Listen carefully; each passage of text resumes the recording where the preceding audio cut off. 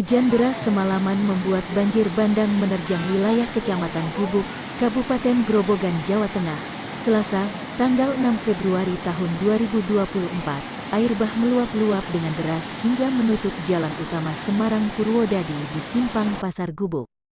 Banjir di Kecamatan Gubuk ini praktis menyebabkan jalan raya terendam limpasan air di sisi barat jembatan, sehingga lalu lintas terputus. Menurut Badan Penanggulangan Bencana Daerah, BPBD, Jawa Tengah, penyebab banjir karena hujan dengan intensitas tinggi yang mengakibatkan volume air di 3 daerah aliran sungai, das, meluap, yaitu Sungai Lusi, Sungai Serang, dan Sungai Tuntang yang berada di Kabupaten Grobogan.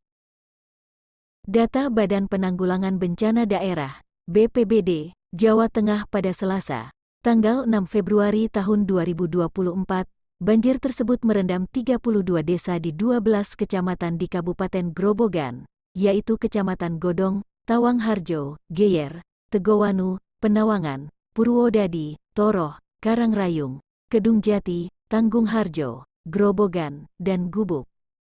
Terkait upaya penanganan, BPBD Provinsi Jawa Tengah terus berkoordinasi dengan BPBD Kabupaten Grobogan.